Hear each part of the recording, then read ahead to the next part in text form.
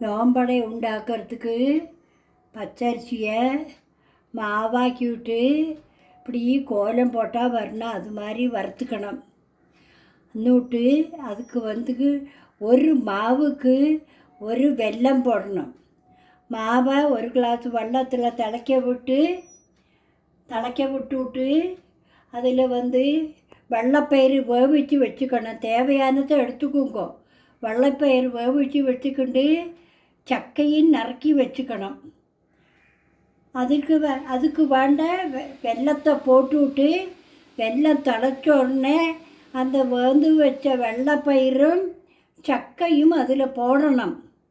2-3 தலை வந்த பின்னே இந்த மாவை கொட்டி இலக்கினா சேர்ந்து வரும். ஆறின பின்னே தட்டி வைக்கணும். இப்போ இது சொல்கிறேன், அப்புறமா பண்ணும்போது உங்களுக்கு காட்டித்தரேன். 1 கப்பு அரிசி மாவுக்கு 1 கப்பு வெல்லம், 1½ கிளாஸு தண்ணி விட்டு கடாயில் தண்ணி விட்டு வெல்லத்தை கரைய வச்சு கல்லை எடுத்து வச்சுக்கணும். அது 2 தலை வந்தோடனே வெள்ளைப்பயிரையும் போட்டு இந்த நறுக்கி வச்ச சக்கையும் போட்டுக்கணும். அது 4 தலை வந்தோடனே இந்த பொடியை வெட்டி நிதானமாக அடுப்பை சின்னதாக்கி இளக்கிண்டே இருந்தால் தட்டுற சைஸுக்கு வரும். அணைக்கணும். இன்னுட்டு ஆறி விட்டு தட்டணும்.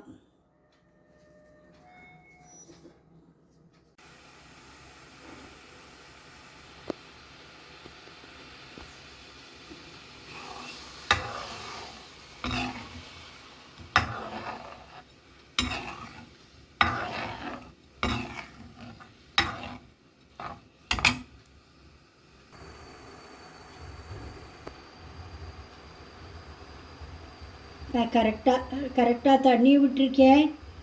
திளைக்கிறது பாருங்கோ.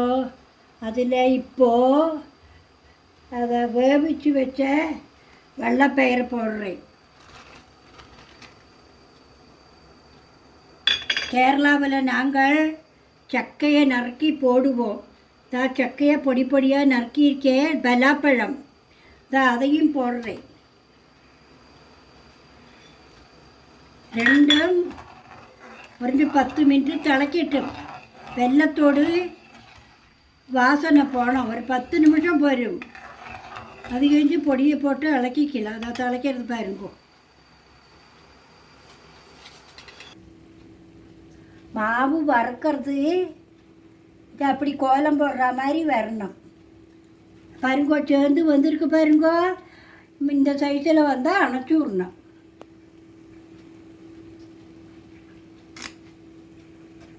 பாரு, இப்படி கொஞ்சம் கொஞ்சமாக மாவு போடணும். ஒத்துரு இலக்கிக்கணும். பாருங்கோ, கொஞ்சம் கொஞ்சமாக போடுறேன்.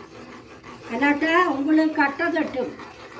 இதுக்கு 2 பேர் வேணும் போடுறதுக்கு எடுக்கிறதுக்கெல்லாம்.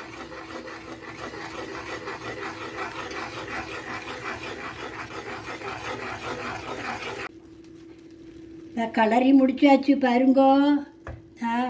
நல்லா சேர்ந்து வந்தாச்சு. உங்களுக்கு மாவு வந்தாச்சுன்னா என்ன அடையாளம் கேட்டால் தண்ணியில் கையை தொட்டுக்கிண்டு இப்படி தட்டுங்கோ. அதை பாருங்கோ, ஒட்டிக்கவே இல்லை. ஆறுன பின்னே உங்களுக்கு அடையாக தட்டி வைக்கலாம். உங்களுக்கு தெரியும். ஆனால் நான் உங்களுக்கு போடுறேன். பிடிச்சால் லைக் பண்ணுங்கோ.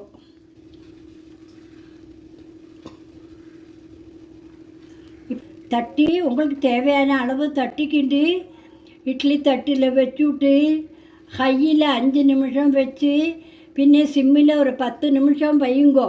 എന്നിട്ട് திறந்து பார்த்துட்டு இது மாதிரி தண்ணியை தொட்டுக்கிண்டு அடையில் ஒட்டுறதா பாருங்கோ.